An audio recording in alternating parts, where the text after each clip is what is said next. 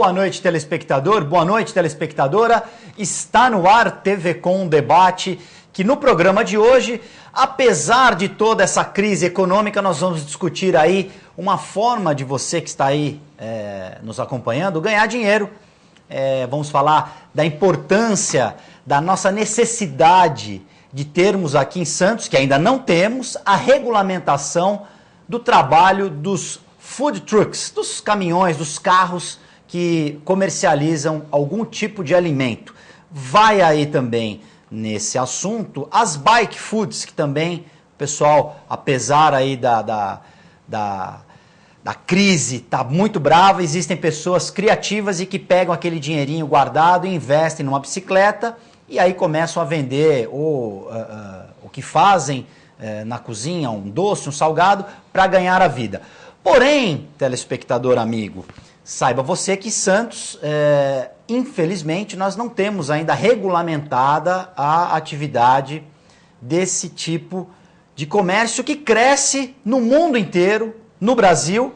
Já temos, inclusive, programas de televisão que abordam o tema, mas, infelizmente, Santos, como é a terra do não, aqui ainda não temos a regulamentação.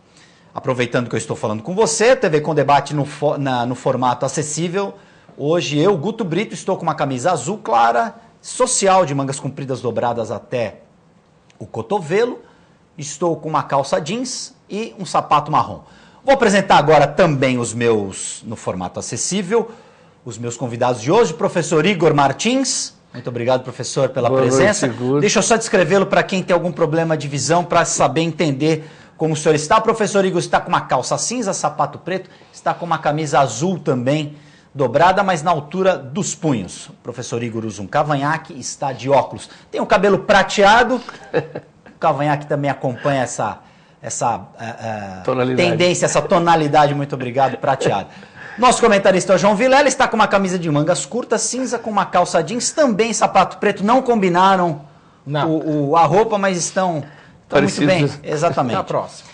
E aproveitando, professor Igor, João Vilela, trago o professor Igor porque foi o autor do projeto de lei que infelizmente não passou na Câmara.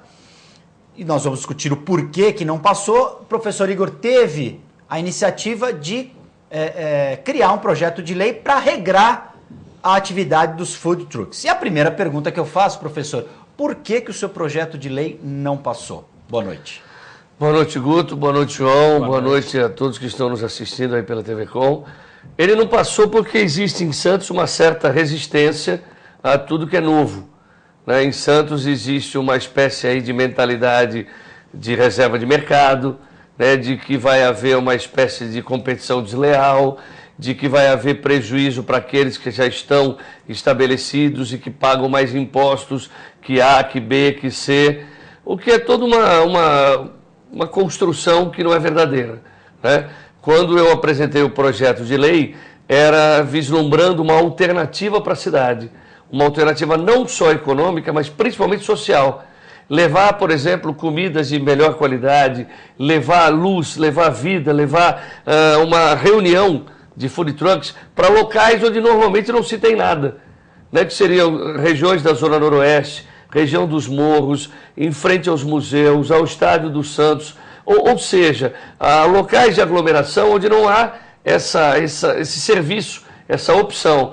Então você leva cardápio diferente, você leva atrações diferenciadas, você leva luz. Imagina uma praça do Sesc ou uma praça qualquer totalmente abandonada, uma praça Mauá, num sábado à noite, com 10, 15 food trucks ao redor do Teatro Guarani ou de outros eventos que estejam acontecendo por lá. Você cria vida para aquela região, você atrai a economia para aquele local, você inibe a ação de marginais e de desocupados. Então a ideia era muito mais social do que econômica. Só que, infelizmente, houve uma espécie de pressão dos senhores, que é o Sindicato de Hotéis, Bares, Restaurantes, e da Liga Gourmet. Eu fiz todo o procedimento legal, fizemos uma audiência pública. Se você quiser, eu comento mais adiante para não tomar muito tempo aí. Da audiência pública. E aí você tocou num assunto primordial. Levar a vida aonde não existe. Quer dizer, não teria uma briga com comerciantes não tem comércio em determinados locais, né? Perfeito. Locais mortos. Isso. Você ofereceria para aquele que está indo lá segurança, iluminação, porque quando a legislação do Food Trucks ela foi pensada pela gente, ela tinha em mente todo o aspecto de onde vai parar, o descarte do resíduo, a questão do território, se vai ficar próximo de comércios estabelecidos. O tempo de permanência. Exatamente, eles teriam que sair dali, deixar o local limpo ou em condições para que o serviço de limpeza pública pudesse finalizar. Então não era uma coisa largada, não, muito pelo contrário, foi discutida, foi pensada, mas infelizmente não prosperou. Eu vou fazer uma pergunta para você, é uma pergunta capciosa, João Vilela. Teríamos aí, dá para fazer um paralelo entre os food trucks e o comércio com a feira e os supermercados? Dá para fazer um Os paralelo. dois convivem harmoniosamente. Aparentemente harmoniosamente. Mas vamos só pegar algumas coisas. Nossa Constituição ela é bem complexa e bem cumprida, mas ela deixa algumas coisas que são importantes. Como, por exemplo, atividade econômica. Pouca gente leva isso como uma coisa importantíssima e é importantíssima. É direito fundamental.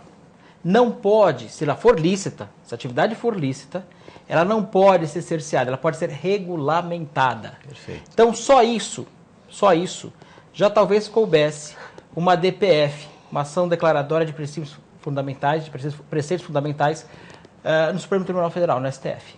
É possível até levar isso até lá, porque atividade econômica é direito fundamental. E a nossa Constituição prevê isso. Então, você não pode negar, não pode amanhã, por exemplo, impedir qualquer tipo de comércio que seja lícito. Mas nossa cidade não cabe. Não, cabe regulamentar.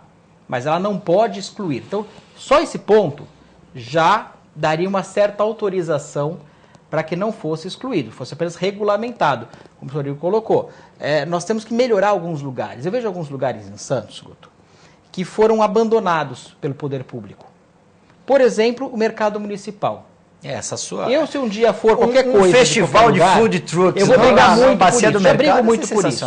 Mas veja que coisa bacana. Ali tem um lugar que ele consegue ter a passagem de barco por baixo do porto, por entrada do porto. Imagina que bacana, barquinha saindo da ponta da praia para jantar naquela região do mercado municipal, claro, que totalmente restaurada, totalmente bem feita.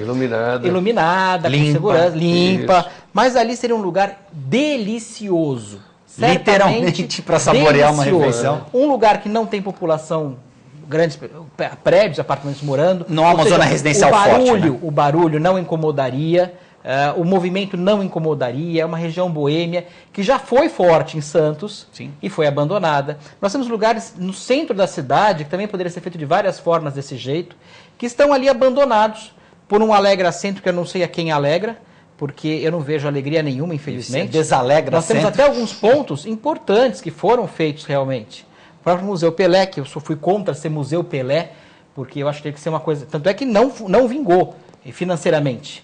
Poderia fazer um museu de Santos e ter uma ala do Pelé, por exemplo. Poderia ser um museu de outras coisas, Brás Cubas, por exemplo. Museu do esporte santista, né? Mas porque teria temos uma área aí... do esporte santista, porque é muita coisa para uma pessoa só que está viva, inclusive, que é importante, que é fundamental, que acho fantástico, que acho que tem que ter. Mas eu acho que se fosse um museu do José Bonifácio, por exemplo. Um panteão, né? Se fosse um panteão de vultos. Fosse várias coisas de Santos. E aí você teria uma área para cada um. Eu acredito que seria muito mais viável esse museu. Mais dinâmico também. Mais dinâmico, porque você fica num monotema. E hoje a gente sabe que os museus, eles precisam de temas diversos. Sim, eles agregam, né? Pode notar que no mundo inteiro foi fazendo isso. Exatamente. Não sou eu que inventei isso aí também. Não tem uma coisa muito segmentada. E ali realmente precisava de mais coisas bondes, é interessante, mas o ponto tem que mostrar coisa bonita. Hoje mostrando as masmorras que tem ali, os lugares que tem ali caindo, os cortiços, né? É vexatório. É um serviço, né? É um serviço. Agora, precisa mudar. E isso precisa realmente mudar muito. Eu já falei para vocês algumas vezes, já falei no ar, inclusive, que eu já pensei em montar um restaurante ali na primeira quadra do Senador Feijó.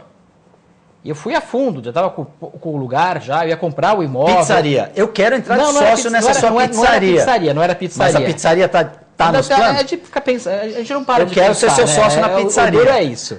Mas era um restaurante mesmo ali para aquela região. E é inviável. Eu fui, pesquisei, conversei com várias pessoas, com vários arquitetos. Inviável em que aspecto? Inviável porque, assim, quando você consegue solucionar a questão do tombamento dos imóveis, você esbarra no bombeiro. No AVCB. No AVCB. Então, uma coisa não casa com a outra. Então, assim... Depois a questão da segurança. Então, mas está envolvido uma coisa com a outra. Além do transporte, estacionamento. Isso tudo eu já sabia. Isso você bate o olho e você vê. Agora, a questão você não consegue, a norma legal, elas conflitam. O bombeiro briga com você não consegue ter algo histórico tombado da forma que era antigamente, sem alterações significativas, tamanhos de porta, exaustão, telhado, madeiramento, escadas, banheiros, acessibilidade. Posso fazer só um parênteses? Por favor. Não, que você falou do tombamento, já teve umas discussões na Câmara muito interessantes. Os critérios para tombamento, eles são muito subjetivos. Um determinado edifício ou uma edificação, por ser pura e simplesmente antiga, tem que ser tombada. Não necessariamente. Não é histórico, não tem motivo. E aí você acaba, engessando a cidade. Porque as coisas que têm que ser tombadas, e deveria haver uma política de investimento, de recuperação e restauração, não são. E aí você trava uma região porque você tombou 2, 3 casas por serem simplesmente antigas, e ali você poderia ter um empreendimento melhor. Que é pior. O critério não tem critério. O tombamento, pouca gente sabe, é meio ambiente. Ele faz parte das regras de meio ambiente. E por que aquilo? Para você manter realmente a história. Professor de história, não vejo ninguém que vai defender mais a história do que você aqui. Sim, claro. Mas eu não sou tão... coisas que são históricas ou coisas que não tiveram importância em nenhuma fase da história. Você fala, não, esse casarão pertenceu a fulano de tal e tem uma questão histórica. Vamos montar um museu aqui, fazer alguma coisa... outra coisa importante. O imóvel, pela nossa Constituição, a nossa Constituição também não vale nada, acho que mais, né? Porque a Constituição está lá e ninguém compra. Todo imóvel tem que ter uma função social. Perfeito. Isso é condição. Aliás, seria uma das formas da prefeitura poder, inclusive, fomentar a melhoria desses lugares que estão degradados. Porque tem que ter uma função social muito clara. E você pode, inclusive, a única permissão na nossa Constituição de um imposto confiscatório é em relação à função social do imóvel. Porque se você não tiver essa função social, você pode fazer um IPTU progressivo, que nós não temos na nossa região, infelizmente, para imóveis abandonados. Então, forçaria o proprietário do imóvel a encontrar uma solução para não ter o abandono daquele imóvel e estar adequado às normas, para você não ter um IPTU progressivo até o ponto de ficar inviável ele ter aquele imóvel, que vai até chegar a um ponto que vai valer o valor do imóvel. Então, não é exatamente isso, mas é quase isso. Então, é um IPTU progressivo que você teria contra aquela questão. E você nota no centro de Santos, infelizmente, imóveis degradados, com atividades que são, pelo menos moralmente, no mínimo moralmente, são criminalmente também, mas estou sendo mais bacana. Sim. Prostíbulos. Quer dizer, eu tentando montar... Isso pode, né? Algo isso pode. Bacana, decente, adequado, que gera emprego, que gera melhoria da situação, vai pagar os impostos. Na situação. Não podia. Eu cheguei a subir, tinha 3 andares o predinho lá, 2 andares e mais um pedacinho lá em cima que você podia andar, e olhava em volta e você via casas sem telhado já e caindo, e só com a fachada, prostitutas na porta, aqueles bares numa imundície, mas aquela sujeira. Isso podia. Isso pode. E o food truck não pode. Mas, João, o Coliseu é uma coisa assim absurda. Ele já sofreu intervenções, ficou praticamente uma década para ser refeito. Com um custo altíssimo, muito além do que... Levou mais tempo para reformar e mais caro para reformar que para construir. Muito mais caro. E não é só isso. Volta e meia aparecem problemas. Problemas assim porque houve má fé de quem fez, ou porque não houve critério na contratação da empresa, ou aquela famosa máfia da licitação, que são sempre os mesmos que aparecem para fazer os serviços e não tem essa qualificação. E não fazem o serviço para os quais são contratados. O barato, você sabe que, via de regra, acaba sendo horroroso. E não saiu barato, detalhe, não foi barato, foi caríssimo. Mas para o Ministério Público você tem que mostrar, é o mais barato. Em algumas obras o caro sai caro. Não podemos nem fazer o trocadilho. A regra é essa, hein? A regra é essa, o caro sai caro. Voltando à questão do food truck. Você pediu uma audiência pública até para explicar para todos os segmentos do comércio como seria esse projeto, como era a sua ideia de trazer esse tipo de atividade econômica para a cidade. Eu vou te contar como é que foram os bastidores dessa epopeia. Quando eu propus o projeto, eu fui apresentá-lo, ele passou na Comissão de Justiça, ele foi pautado. Quando ele foi pautado, apareceram alguns representantes desses órgãos, dos senhores e da Liga Gourmet, pediram para eu retirar o projeto, de uma maneira assim bem enfática. Retirar não nem discutir. Não. Aí eu falei, mas por que retirar? Não, porque vai prejudicar a gente, vai prejudicar por quê? Não, daí eu falei assim, olha, então vamos fazer o seguinte, vamos discutir com a sociedade isso aí. Não queremos discussão. Aí foi marcado uma audiência pública, que é mais ou menos como todo o processo republicano. Você abre, né, o assunto e chama as partes envolvidas. Inclusive a população também, que é a maior interessada. Aí eu vou fazer só um parênteses, a população quase nunca vai. Concordo. Quase nunca vai ter audiência pública de 3 pessoas. Mas depois pelas redes as sociais reclamam. Eles adoram ser aquele militante de sofá, que nem eu estava comentando contigo. De longe eles ficam, extremamente agressivos. Vá defender isso fisicamente, né, presencialmente não vão. Muito bem, chamei o representante de São Paulo, que foi o mentor disso no Brasil, que era o Andrés Matarazzo, mandou o advogado dele. Veio um pessoal da televisão, da GNT, que fazia um programa, veio um menino que era um grupo de comidas de rua, e veio a Liga Gourmet e os senhores, e lotou o plenário de donos de comércio de Santos. E aí eu falei, olha, nós estamos aqui para discutir, né, o prosseguimento desse projeto, vamos ver se as partes chegam a algum acordo. Meu Deus do céu, à medida que o tempo ia passando e as pessoas iam se pronunciando, a agressividade dos comerciantes da cidade era absurda. A ponto de chegar do meio para o fim, sem nenhum tipo de vergonha, xingamento. Xingamento, expulsão. Baixaria? Não, quase que um apartheid, fazer um muro, que não queremos vocês aqui, vocês só vêm aqui para pegar o melhor da cidade. Eu não estava entendendo nada. O pessoal não conseguia se expor, não conseguia falar. Nem explicar. Exato, que já foi sucesso em outras cidades de médio porte, de grande porte, que o convívio era permitido. Isso que ninguém se ateve ao fato de que em Santos havia uma cláusula de que aqueles que pudessem explorar as primeiras licenças do food truck fossem ou permissionários, ou quiosqueiros, ou comerciantes locais, não de fora. Ele chamava essa nuvem de gafanhotos virar na cidade para...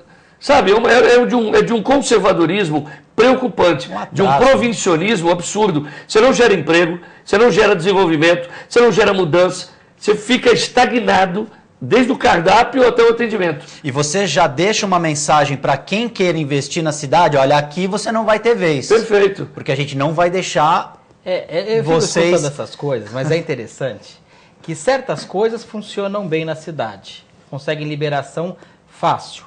Vou dar um exemplo, colocar grandes hipermercados no meio de Santos. Isso ninguém ficou bravo, né? Porque acabou com um monte de mercadinho de bairro, acabou com um monte de gente. E a gente sabe, vou dar uma palavra aqui em francês que todo mundo conhece como supermercado, Carrefour, quer dizer cruzamento. É cruzamento das estradas. Tinham nas estradas os mercados. Como é realmente o ideal? Você tem pequenos mercados nas cidades para atender a demanda e os hipermercados... eles deveriam estar em lugares mais afastados, que você iria de carro até lá para você fazer uma compra maior, que é importante também. Não é produtos diferenciados. Sem dúvida. Mas espaços maiores, uma série de coisas. E não. Isso ninguém ficou assustado. Não teve briga. Não teve briga. Então, certas coisas são estranhas, porque acontece muita coisa nessa cidade por baixo dos panos, certamente, que todo mundo sabe, mas ninguém tem coragem de falar, porque ninguém tem como provar depois, ou de uma forma de fazer melhor, mas você não consegue ter, às vezes, uma atividade econômica lista, que seja boa para a cidade, de uma forma adequada. Vou dar um exemplo de lugar. Eu acho que essa questão da região do mercado municipal, nós temos que fomentar, é uma briga que eu vou ter sempre, acho, na minha vida, temos que fomentar ali, virar uma região aprazível, adequado. Não tem nenhum móvel lá, diz que o pessoal fala que eu tenho móvel lá. Bom, já me falaram isso nem eu tenho. Professor Igor, tem? Não, também não. Não, que eu estou falando, sabe que ela valorizar tem móvel. Não tem nenhum. Até já pensei em comprar lá. Tem uns projetos bacanas ali no projetos mercado. Sensacionais. Eu cheguei a me aproximar do mercado, desculpa te cortar. Cheguei a me aproximar do mercado para tentar com alguma ação política, mas não houve grandes entusiasmos. Ali tinha uma subprefeitura, que tem acho que até hoje. Ali tem o que junto com a Guarda Municipal tinha.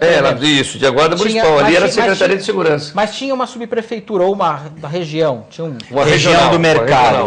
Mas tinha uma regional. Uma regional do mercado. Eu lembro que, não nesse governo Vila Nova. do prefeito Paulo, chama no governo anterior do Papa, a pessoa que foi. Subprefeito, não sei se não chama subprefeito, acho que não chama subprefeito, mas tem uma... gerente da área ali, ele tentou muitas vezes, que eu conheço bem ele, muitas vezes, ter um ônibus que passasse ali.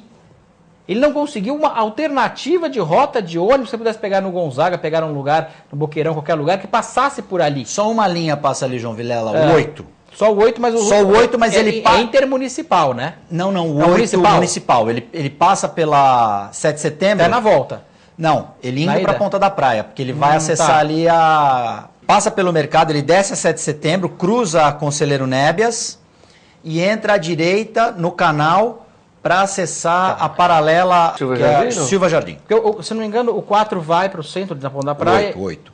Um vai e outro volta, né? O 4 e o 8. Eram os antigos trolleybus, o 8 e o 4, mas o 8 ele faz aquela parte, é o único... O 4 volta, exatamente, é isso aí. Exatamente. Ali, inclusive no mercado, existe a Estação das Barcas, que é uma vergonha, na minha opinião. Mas é isso que eu queria. A falta de infraestrutura que existe ali. Se você vai no mercado de São Paulo, todo mundo aqui faz, às vezes, passeios de ir ao mercado em São Paulo. Quer dizer, você pega a estrada, você paga pedágio, quando você poderia tentar, guardar as devidas proporções, fazer algo parecido aqui. Daria. Vai lá comer sanduíche de mortadela no mercado, que é famoso. Mas por que a gente não faz isso aqui? Então, mas já teve algumas ideias de melhorar o mercado municipal de Santos, mas nunca vai para frente. Não prospera mesmo. Não prospera nunca. Mas por quê? Existe, primeiro, um preconceito com a região. Na Câmara, aí o que eu deduzi, existia, porque até o Paulo Alexandre, num ponto, ele tem lá os seus méritos. Ele tentou, ou ainda vai, espero que consiga, dar uma incrementada naquilo. Houve um pequeno avanço. Parece que o VLT vai passar por ali. No final do papo com ele, houve um pequeno avanço. Houve pelo menos uma limpeza mínima na área, houve já um projeto de pintura de fachadas, fazer de várias cores, de poda, de iluminação, para diminuir um pouco aquele ar de Cracolândia que aquilo virou. Põe ar nisso, né? E aquilo afasta a classe média, afasta o consumidor, afasta o turista, afasta as pessoas de bem. Então, indo o VLT...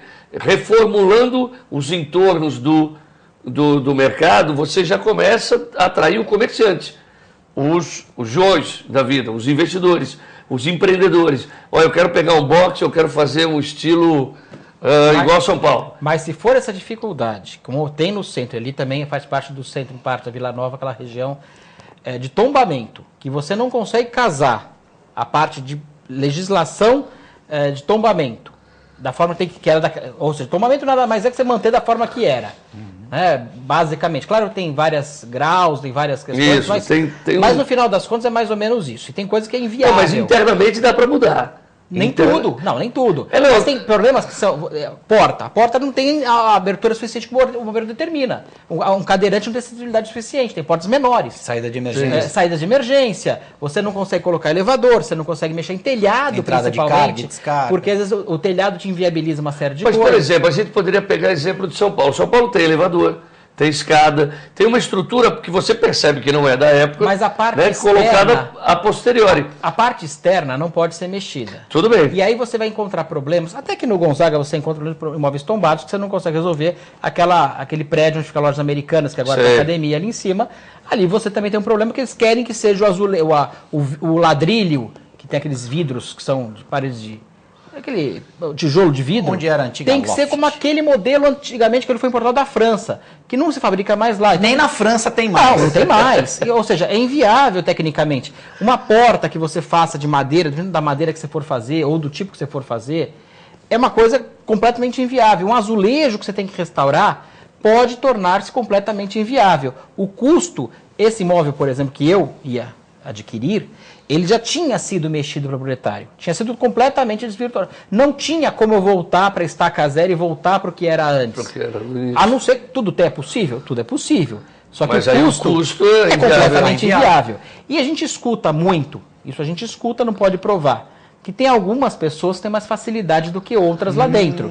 Porque dependendo de quem você contratar, que seja irmão, amigo, parente, conhecido, cunhado, sei lá do que é, vai ter um projeto que vai conseguir fazer uma coisa bacana com custo baixo. E a gente cansa de ver isso. A gente cansou de ver ali, tem o seu João, ali na Conselheiro Neves com a casa dele que foi tombada, ele brigou, xinga até hoje, tem uma placa lá fora reclamando e não consegue resolver. Não, ele foi lá várias vezes. Ele é um desses casos de uma casa que é puramente antiga ser considerada de patrimônio histórico. E aí ele não consegue, tem problema de inventário, problema de herança. Mas o McDonald's consegue construir ao lado. Sim, aí é o grande capital. Além diz que você não pode ter, a 200 metros você não pode ter alteração. Quer dizer, mas aí é o grande capital. Aí que bacana, né? A prefeitura não consegue mexer na rodoviária porque tem a cadeia velha na frente e não pode alterar a altura. Você não pode ultrapassar a altura da cadeia. Quer dizer, isso no mundo inteiro. Qualquer país civilizado, você consegue harmonizar o antigo, o histórico, com o novo, o Louvre, acessível. O Louvre, a alteração. A Champs-Élysées muita gente torceu o nariz com aquela pirâmide. Mas hoje aceita. Você encontra, tem uma volumetria apenas para ser respeitada na Champs-Élysées, naquela Champs-Élysées mais moderna, que vai da Arco do Triunfo até o Museu do Louvre, você tem uma volumetria para ser respeitada. Ou seja, a altura. Você não pode ultrapassar aquela altura que porque tá ali, também não e tem nem aqueles recursos. E também porque nessa Paris Velha não vai conseguir fazer. Você tem uma cidade subterrânea, né, de esgotos. Então você não tem não dá para fazer profundidade para fazer não poderia. Mas você consegue ter uma loja, volta você tem prédio. Uma loja da Citroën, por exemplo, lá que tem, por exemplo, ali na Champs-Élysées, que é toda de vidro, ao lado de uma loja restaurada, quase em frente, Louis Vuitton, quase em frente à casa do Santos Dumont.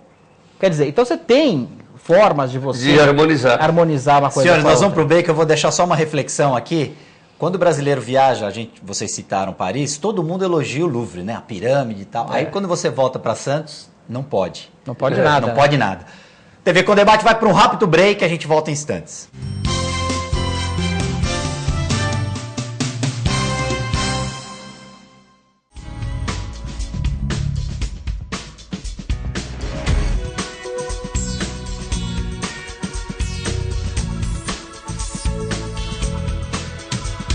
Unilaser, um centro de referência único que, concentrando recursos tecnológicos e a capacitação técnica de seus médicos, pode diagnosticar e tratar as doenças da visão, aplicando uma oftalmologia de ponta com reconhecimento nacional e internacional. Unilaser, unidade oftalmológica de laser. Olá, você gosta de videoclipe? Você, assim como eu, acha que música boa não fica velha? Eu sou o VJ Marco Ferrari e apresento Video Classics, o programa que leva você a uma viagem ao mundo do videoclipe. Aqui você vê o melhor dos anos 70, 80 e 90. Video Classics, você assiste aqui na TV com Santos. Espero por você. Ladies and gentlemen, Video Classics. Desabafa aquilo que você tá sentindo. Parece um fraquinho assim chorando, você não é um cara forte? E você tá aí se lamentando, triste? Pra você melhorar, você vai ter que... respirar. Você não acha que você tá reclamando com um problema muito pequeno?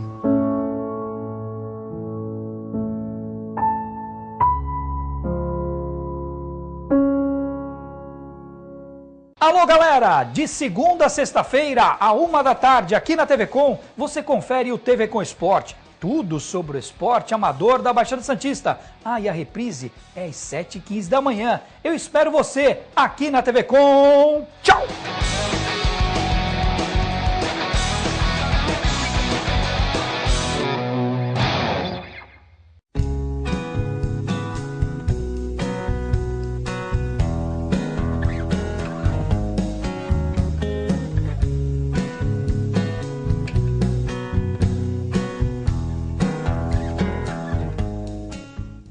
A As mudanças climáticas são uma realidade que o planeta enfrenta, não há como negar. O que podemos fazer é rever nosso modo de vida e a maneira como impactamos o futuro. O Greenpeace atua para defender o meio ambiente, inspirando as pessoas para mudarem atitudes e comportamentos, pressionando governos e empresas a rever seus conceitos de produção e desenvolvimento, sempre pensando na sustentabilidade. Eu apoio o Greenpeace e sou parte da solução. Você também pode ser. Junte-se a nós.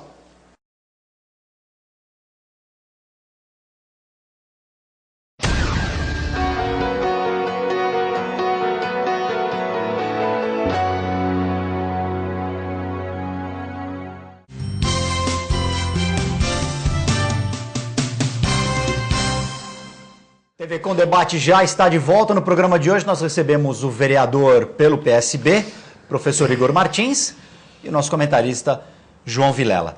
Senhores, voltando um pouco à nossa questão principal dos food trucks, Santos é uma cidade turística e nós não podemos ter, por exemplo, um festival, como nós temos em outras cidades, de comidas variadas. Por exemplo, um food truck, como você falou, na Praça Mauá, ou então um food truck ali preparando aquela área que já está. Podemos até fazer um desenho de mistério do Scooby-Doo, porque ali é uma área bem misteriosa, típica de um fantasma. Podemos ter até uma lenda urbana de um fantasma do Porto, porque nada se faz ali, apesar da área já ter sido repassada ao município há quase 10 anos. Desde aquele em frente ao Banco do Brasil ali. Sim, aqui é dos armazéns do 1 ao 8. Do 1 ao 8. Poderia-se, pelo menos, demolir aquela estrutura que está caindo aos pedaços, poderia-se fazer algum festival ali, por exemplo. Eu queria que vocês destrinchassem isso, principalmente em relação à nossa cidade, que é turística ou não é turística. Porque, às vezes, eu fico em dúvida que Santos quis sempre ser uma cidade turística, mas na prática não é. Houve uma discussão na Câmara e o que se deduziu é que Santos é uma cidade portuária. O turístico ali é um tanto quanto ainda incipiente. Seria um turismo de negócios, poucos hotéis, pouca estrutura. Turismo de lazer, turismo de um dia, turismo... Você precisa definir que turismo você quer para a cidade. Somos esquizofrênicos nessa área. Mais ou menos. Que tipo de turismo você vai ter para atrair o consumidor, o turista? Basta ver que a Secretaria de Turismo ela tem uma verba, uma das menores. Né? Então você depende quase sempre da boa vontade de algum empresário local ou da capital de tentar fazer alguma coisa. Como esses últimos anos os hotéis, né, aumentaram sensivelmente aí. Então, se é turística, está muito aquém, está devendo muito. Por exemplo, para um navio no cais, para onde ele vai? Para o Guarujá. O turista. Ele não fica aqui. Se você já fizesse ali, nos entornos dos armazéns, né, que você citou, ou em outros armazéns, um stand para feira de artesanato mesmo, se você fizesse de alimentação, ou fizesse alguns food trucks, ou um serviço de vans, né, saindo dali, fazendo um city tour pela cidade de maneira calma, parando nos principais pontos, você tem alternativas. Eu não vou inventar roda. Entendeu? Ele sabe o que fazer. O problema é que falta vontade política, falta empreendedorismo, falta arrojo. Santos, como bem disse o João, é uma cidade do não, é uma cidade velha nesse sentido de ação. De mentalidade, né? Não de idade, porque todos nós seremos, e isso é ótimo, que Santos seja uma cidade que aceite a terceira idade. Mas precisa dar ação para quem ainda não chegou lá, ou para quem é da terceira idade e quer fazer coisa e não consegue. Perfeito. Então, sei lá, eu acho que precisa rever. Quer ser turística? Ótimo. Primeiro, sim. Segundo, que turismo... Que tipo de turista nós vamos querer na nossa cidade? Exatamente. João Vilela, você que também trabalhou e trabalha no comércio, você sente isso? Sinto muito isso. Nada pode? Nada pode, tudo é difícil. E o que me assusta mais é que fica mais difícil que a nossa região. As outras cidades da nossa região são mais fáceis de lidar que Santos, por incrível que pareça. E Santos tinha um espírito inovador. De vanguarda. De vanguarda. Desde o começo da existência, primeira Santa Casa, toda aquela história, sabe de história? Primeiro Hospital das Américas, a primeira iluminação, o bonde na região, tudo que a gente pode falar aqui, fica 2 horas falando historicamente, que você conhece muito bem. Nós fomos inovadores. E nós travamos de um tempo para cá. Nós tínhamos aeroporto aqui. E nós temos muitas lendas. Você falou lendas do mistério. Mas nós temos lendas urbanas aqui incríveis. Porque projeto, se não é para executar, até eu faço. Concorda? Vamos montar um escritório de projetos fantasmas. Projetos fantasmas. Projetos fantasmas. Lendas urbanas, projetos para Santos. Porque você tem projeto adoidado. É túnel indo para cá e para lá, é ponte subindo e descendo. Nem se fala mais dos túneis, né? É teleférico para um lado para o outro. Inaugurou a maquete da ponte. São marqueteiros. Marqueteiros. Não de os dois. E aí você começa a ver uma série de projetos, mergulhão. Cadê o mergulhão que ia ter lá, que ia estar pronto, lá nessa região dos armazéns? Carará. Cadê a marina que falaram que ia estar pronto em 2 anos? Eu vi outro dia no Facebook, um jornal Tribuna. Cadê o VLT terminou? VLT quer dizer vai levar tempo. Ali foi a maior besteira. Eu ia falar cagada, mas não vou falar isso para vocês. Não vou falar. Foi a maior besteira que tivemos não ter um monotrilho. Porque nós somos uma cidade apertada. São Paulo usou monotrilho, né? Não usou VLT, né? Por que será que São Paulo não usou? E 4 anos, senhores. Porque ali você poderia ter a feira embaixo, por exemplo. Você teria uma série de facilidades. Não alagaria, por exemplo.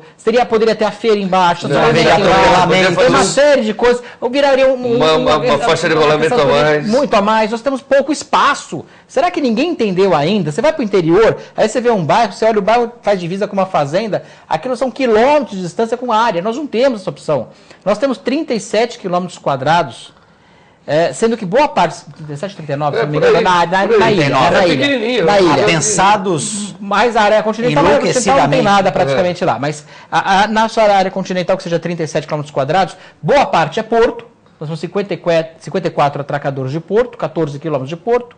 Nós temos boa parte de área de marinha, nós temos um morro, nós temos área que não pode mexer, porque são áreas que já estão mexidas, mas viraram comunidades carentes. Nós temos a maior favela aqui da região. De Palafitas. Acho que é uma das maiores do Brasil, se não me engano. É a maior do Brasil. É a maior do Brasil. Infelizmente. Que é bem escondida até, essa é a vantagem de ser. Eu andei ali na Vila Gilda. Nós escondemos muito as nossas comunidades carentes. Dique da Vila Gilda, caminho de São Sebastião, caminho da Capela. Então você tem vários problemas que não aparentam.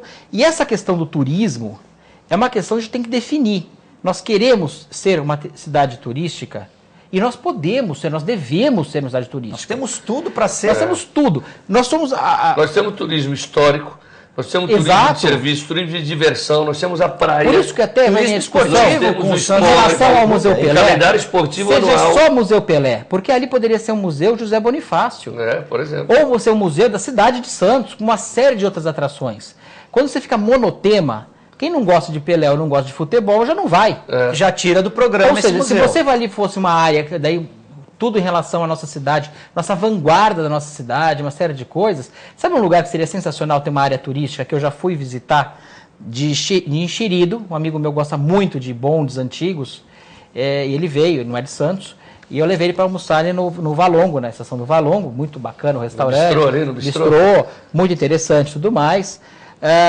E aí eu falei, vamos dar uma olhada lá. Fui perguntar para o rapaz lá, informalmente. O museu ele permitiu, do bonde, fizeram na garagem. Mas ali poderia ser um museu sensacional. Mas está escondido, né, João Vilela? Uma oficina de bonde. Sim, aberta à visitação. Fantástica. Daria para ter uma valorização daquilo ali. Aquário, nosso aquário é pequenininho. Poderia ter outros aquários, até particulares. Não precisa depender de prefeitura. Aliás, é o que eu acho sempre.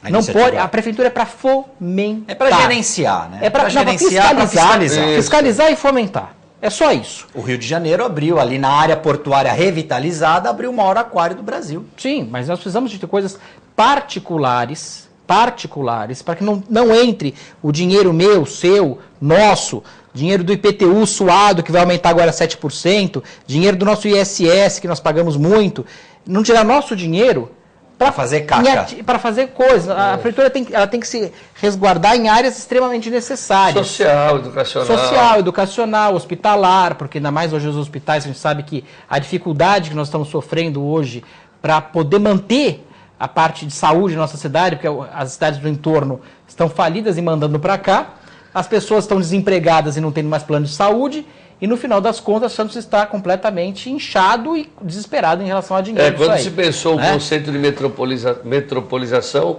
não se esperava essa diferenciação socioeconômica tão grande.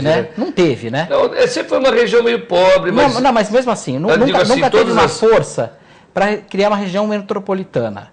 Nós somos a primeira região metropolitana do país depois das capitais. É de 96, se não me engano, 94, 96. É antiga a nossa região metropolitana. E de prático, eu não vi nada. São poucas as ações de fato metropolitanas. Me conta uma. Então, transporte, edifício, a parte fluvial que a gente poderia explorar, que seria não só turística, como também de logística, de transporte, de mobilidade urbana. Cargas de pessoas, você poderia usar a parte fluvial. Do mar mesmo. Teria uma ou duas intervenções. Não, pegar toda a parte de rio, tem quando eu estava com o Zé Eduardo conversando na Secretaria de Portos, ele me mostrou o mapa hidroviário possível. Ele falou, se tiver uma intervenção aqui, a gente abre um corredor que vai até Bertioga, vai lá do Vale do Ribeira até Bertioga. Nós poderíamos ter na Ponta da Praia um barco bacana, um barco legal, que pare no Canaú ou em São Vicente, numa região ali perto do Tararéu, ou onde for, mais viável. E aquilo pode ir passando para Praia Grande, pode ir para Mongaguá, pode ir para Itanhaém, pode ir para Peruíbe. Eles acham que o hidroviário sofre menos possibilidade de intervenções de obras? De natureza mesmo, da natureza. De impactar o meio ambiente. Então, o rio é mais previsível. Sim, mas eu não sou especialista nisso. Não, também não, mas veja. Eles alegam que seria mais barato. Nós estamos num porto, você interiorizaria. Não, é que tem muita região para o interior, para essas Pé de Serra, Vale do Ribeira, Litoral Sul, que ficam muito distantes da praia. Então, para esse pessoal, o rio seria a melhor alternativa. Se acessar essas áreas pelos rios. E você traria essa parte de produção deles, agrícola, artesanal, para esses cantos de cá. Então você faria uma espécie de intercâmbio também econômico. Mas aí eu penso na questão do turismo, da questão turística, você pega a ilha de Santo Amaro, que é o Guarujá, você sai no canal de Bertioga lá por dentro. Você conseguiria sair em Bertioga fácil por aqui. E rápido. Que já foi, inclusive, barcos utilizavam esse caminho, inclusive. Isso há muito tempo atrás. Mas daí nós temos que tomar cuidado com a segurança. Porque o que tem de pirata nessas regiões é algo incrível. Quantos daqueles barcos já foram assaltados, porque até pesquisadores tentam fazer alguma coisa no mangue e são assaltados ali. E mortos, às vezes. Piratas, você está sendo romântico. Lá, ladrões, né? Criminosos. No mar se chama pirata. Piratas, né? Aqui no mar se chama pirata. A questão é essa, né? Ladrões de barco. Mas nós vimos que o cara estava dando tiro na Receita na lancha da Receita Federal. Com câmera, hein? Com câmera, com toda a tranquilidade. Fugiram pulando ali na praia. É algo assustador. E não é história de pescador, né? Eles usam a parte viária da parte aquática com toda a tranquilidade. Eles fogem, se escondem. Exatamente. Nem o problema da maré. Poderiam servir de consultores. Com certeza. Mas daria. Já tivemos isso. É que nós ficamos nessa questão de utilizar só a estrada. Não pode não pode aqui. Imagina que bacana você ter. Nós tínhamos trem. Ferrovia, nossa. Nós tínhamos trem. É caro, né? Eles dizem que é muito caro hoje. É caro para quem? Não, é um período histórico. Só no mundo inteiro que é barato aqui fica caro, né? Não, é porque eles tiveram, isso eu conversei com um geógrafo, amigo meu, especializado em transporte. Ele falou, Igor, a única ferrovia que compensa economicamente, porque o custo é muito alto, é de grãos e cereais e açúcar. Essa parte que viria lá de Goiás, de Mato Grosso, para o Porto de Santos. Ela mesmo se pagaria. A de pessoas, ela é extremamente cara para o retorno, que é muito moroso. E o resto do mundo? Então, o resto do mundo pegou o século XIX. Não, o resto do mundo teve um boom no século XIX. Mas se você pega hoje, vários países que começaram a se desenvolver depois, África do Sul, que eu sei que também teve, nós tivemos ali nossas linhas férreas. Mas nós temos hoje vários lugares do mundo que na Europa é complicadíssimo, porque você tem pouca área, pouco espaço, uma série de coisas. Você conseguiu ter os TGVs da vida, você vai construindo todas as novas malhas novas. Então, mas são tecnologias locais, são de empresas locais. Se você trouxer essa empresa, um dos aspectos, você até poderia criar uma renúncia fiscal muito grande para trazer essa política ferroviária. Eu não consigo entender. Eu não vou me alongar no debate, porque não é um tema que eu tenha muitos elementos. Eu conversando com amigos, porque eu tinha a mesma ideia meio simples. Poxa, vamos fazer ferrovia. Você imaginou uma ferrovia pegando todo o litoral brasileiro? Ia ser um trem-bala, por exemplo, de tanto a tanto. Ele falou, Igor, esquece. é inviável economicamente. Mas não vou falar em trem-bala, que eu não sei também os custos disso. É porque falar em trem-bala... Agora, talvez trechos curtos... Então, mas veja, Porto Alegre, você foi para Porto Alegre, no Salgado Filho? Tem um trem que é projeto brasileiro, que é fabricado no interior do Rio de Janeiro, que é aquele trem que sai do Salgado Filho, não sei se chegou a andar naquele... Muito tempo atrás. Então, mas isso já é antigo, inclusive, vai para o centro da cidade. Né? É o monotrilho que tem, ele é movido a ar, ele não tem motor.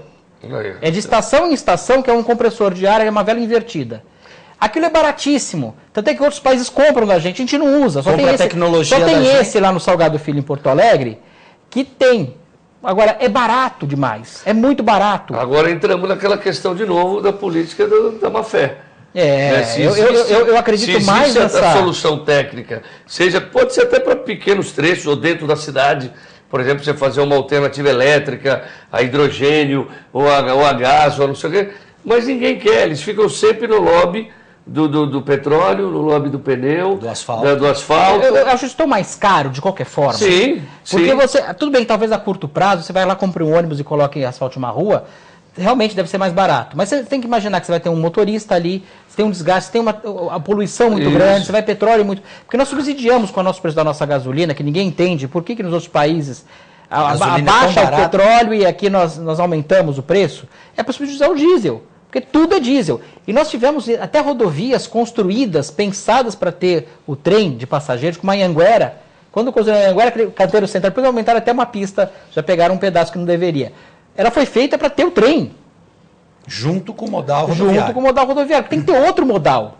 Tem uma alternativa. Não, eu concordo. Eu só fico imaginando essa conversa que eu tive, porque era uma pessoa que eu respeito muito, de São Paulo, colega de São Paulo, que fazia doutorado na área de transportes.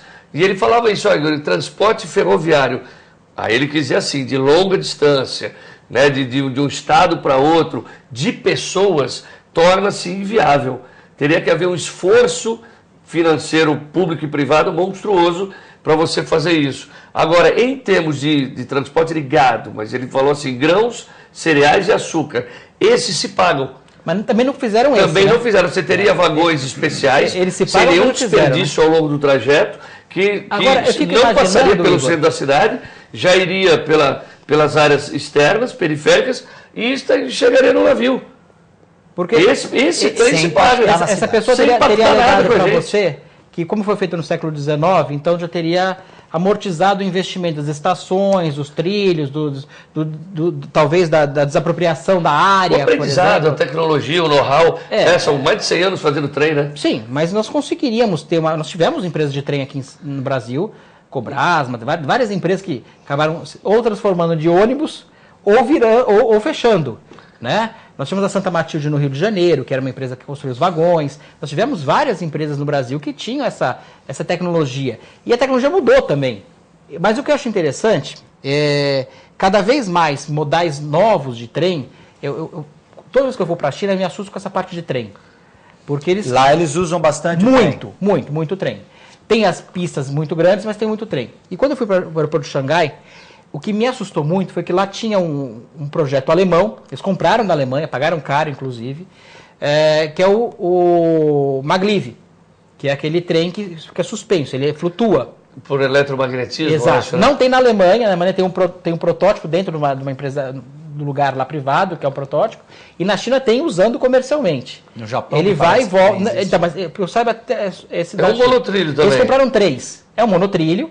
Só que ele não encosta. Tá, ele deitou naquela parte, ele cobre os opostos são dois polos que se repelem e ele levita. Eles compraram 3 trens desse, um vai e outro volta, outro eles copiam.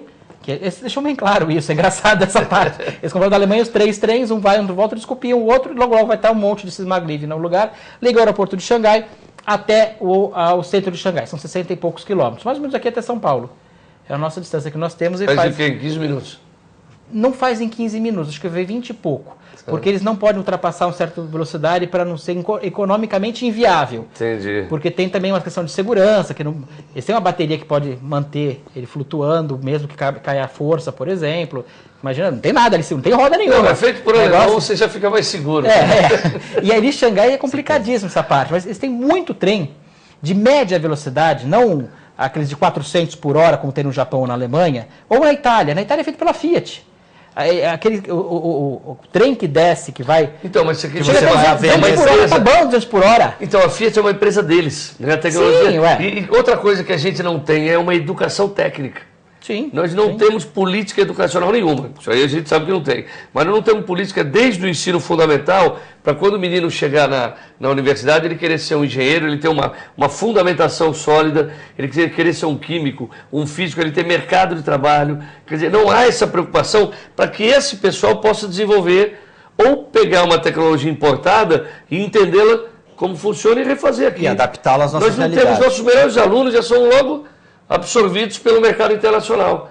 Sejam os pesquisadores, sejam os bons engenheiros, os bons técnicos, vão logo. Porque aqui ele ganha quanto? Aqui ele vai ganhar 3 mil reais, lá ele vai ganhar 5 mil dólares, 6 mil dólares, ele vai para lá. E já com uma carreira mais ou menos planejada para os próximos anos. E também com incentivo para pesquisa e para se não tem tanto trave burocrático. Eu tenho colegas pesquisadores de doutorado, ele fala, Igor, no começo, quando você vira pesquisador novo, nossa, o que tem de empecilho para você comprar um livro, para você comprar um componente, para você ter acesso a um espaço, é uma burocracia que desmotiva. Sempre foi, né? E aí você fica pensando se isso é proposital, você deve ter né? lido, um dos nossos maiores empresários que nós tivemos foi o Barão de Mauá. Não sei se você assistiu o filme ou leu o livro do Barão de Mauá. Eu não, só vi Eu assisti o filme. Eu tenho o filme e tenho o livro. Sensacional. Eu acho sensacional. Vira e mexe, eu releio o livro. O Irineu Evangelista de Souza. Exato. Exatamente. Nada como falar com um professor de história, né? E é sensacional, porque ele teve esses problemas que nós temos hoje, ele já tinha naquela época, e ele faliu com tudo que tem direito, porque ele era teimoso. Ele ligou, para você ter uma ideia, além dessa ferrovia que nós temos em Santos, que é dele. Sim. Você imagina isso desde aquela época. Cremaleira foi ele. Pois é, o sistema todo inglês. Indústria também, indústria de alimentos, indústria têxtil. Não, banco. Banco do Brasil. Iluminou lá a praça, sinal, a praça no Rio de Janeiro. As praças todas, iluminação a gás, né? Tudo mais. Ele ligou um cabo submarino, isso em não quero falar a data errada, mas acho que era 1800. Final do século XIX. Né? Cabo telegráfico à Europa. Para o imperador. Imagina você fazer isso.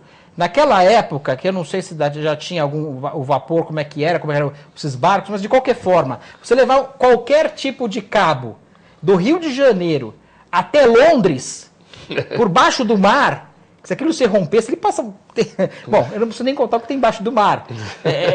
E fez isso com dinheiro próprio. Sabe quando foi desligado isso? Em 1991, porque já não tinha necessidade mais. Foi desligado em 1991. Não, se ele fosse talvez um europeu, norte-americano, ele seria endeusado. Estaria estampando alguma nota de dinheiro. Exatamente. Mínimo, filmes, assim... Mas esses grandes visionários brasileiros, nós tivemos aqui o João Augusto Amaral Gurgel, que tentou, durante tanto tempo, também a Indústria Nacional Brasileira de Carros, por exemplo, e foi... O BR, a Carajás... tudo que teve direito. E nós todos... Teve uma série na televisão, não sei se era o History Channel, falando de 4. Mas era Matarazzo, Martinelli, o dos irmãos Guinle. O nome do Porto de Santos. Guinle? O Guinle, Guinle. E tinha mais um outro. E o Faquá. Irineu Faquá, que era americano que veio para cá. Que criou a Vale do Rio Doce, no final das contas. Exatamente. Né? Entre outras, queria fazer uma ferrovia Quantas pessoas já tentaram fazer coisa aqui no Brasil e esbarram nessa questão da dificuldade. Nossa, pública principalmente. E esse nosso sistema de criar dificuldade para vender a facilidade, eu nunca vi coisa igual como é. E isso funciona aqui no Brasil. América do Sul. América do Sul. Não sei se na América do Sul é tanto, viu? Eu tô vendo muitas empresas. Não. É uma tendência até para o sistema desde hispano-português de ter. Muita origem. Concordo. Mas eu tive outros países já mudando um pouco mais esse paradigma. Até Paraguai, hoje, é um país muito mais fácil de se empreender, com toda a dificuldade que o Paraguai tem. Para investir. É muito melhor você investir no Paraguai. Eu vi grandes executivos de multinacionais como a Mercedes-Benz, por exemplo, que estão montando as fábricas no Paraguai em detrimento de Iracemápolis no Brasil. Amápolis, sempre confundo. Mas do Brasil. Então, Colômbia, muitos montando na Colômbia. A Colômbia é a bola da vez Peru. Agora. Os Estados Unidos está investindo maciçamente. Só o que Medellín mudou, eu achava aquela cidade condenada Não, eternamente a criminalidade. Aquilo nunca vai ser. Panamá é inacreditável que o Panamá é hoje, que era um pedaço da Colômbia, já fui um pedaço da Colômbia. Isso. O México mesmo, que a gente tem essa visão americana do México, ele é muito diferente, tem um problema de criminalidade muito alto, é verdade. Mas a indústria mexicana hoje é muito forte. Não, telecomunicações, serviços, eles são muito Automotivo poderosos. Automotivo também. Nós estamos chegando no minuto final, senhores. Vamos ter food truck, uma lei regulamentando os food trucks, que foi o tema principal do nosso programa, Eu acho ou que não? Sim, eu acho que sim. O prefeito já deve estar montando uma comissão. Será? Claro, ele não vai perder tempo com isso. Ele vai fazer uma comissão para que haja alguma regulamentação, como bem disse o João, para que não fira tanto aqui os sentimentos dos comerciantes e possa haver um convívio harmonioso. Que é o mínimo que uma cidade pretensamente turística espera, né? O food truck tem uma questão de não ser uma coisa fixa, justamente ter e mudar com o tempo, né? Você está ali naquela época por um evento. Eu fui no Interlagos agora, não nessa corrida de Fórmula 1, mas eu fui uma corrida de moto há uns 2, 3 meses atrás, e lá tem um lugar para você colocar os food trucks, quando tem as corridas o pessoal vai lá. Não, ele é territorializado, ele não é várzea. Ele não vai parar no meio não é o Deus dará, ele não vai por um sem food critério. truck árabe no meio do beduíno, na frente do beduíno. Você não vai fazer isso. É um contrassenso, né? Ninguém quer fazer isso. Talvez o medo de algumas pessoas seja que libera, daqui a pouco começa a ajustar para o que interessa. Eu vi essa justificativa. Aqui é Santos, sabe como é que é? Os ambulantes começaram a fixar-se, viraram carrinhos, hoje são quiosques. Então a gente não confia nas leis em Santos. Essa foi uma justificativa que eu vi de muitos comerciantes. Eles temem que você abra não digo todos, mas aqueles que estavam presentes na audiência se mostravam muito receosos. Se você abrir um pouquinho, sabe como é que é o Brasil? Daqui a pouco eles estão em frente ao beduíno, em frente em frente ao comércio grande. Então eles têm lá suas razões também. Né? Teria que haver uma fiscalização muito rigorosa, teria que haver um empenho do poder público para que não houvesse essa bandalheira. Era só regrar, né? Olha, você pode vender só doce. Não, locais. A CT determinaria das 2 às 7, fiscalizaria. Nesse local tem 5 vagas. Naquele lá tem 3 vagas, naquele tem 2 vagas para o período de sábado à noite. Durante um determinado tempo. Perfeito, senhores. Infelizmente o nosso tempo acabou. Professor Igor Martins, muito obrigado. Eu que agradeço e conte comigo no próximo convite. Contaremos. João Vilela, muito obrigado. Obrigado, isso é muito bom estar com o professor de História, ainda mais com o Igor que conhece muito a nossa região também. Obrigado a todos. Porque é fundamental, a história é tão importante para a gente no dia a dia, que se a gente não tiver essa noção muito clara da nossa região, o que aconteceu, a gente não vai conseguir nunca fazer um futuro melhor. A gente pode errar menos, né? Claro. Só conhecendo a história que a gente aprende com os erros do passado e conserta o futuro. Os eventos políticos, a gente já não erraria tanto. Telespectador, muito obrigado pela sua audiência. O TV Com Debate volta na próxima edição.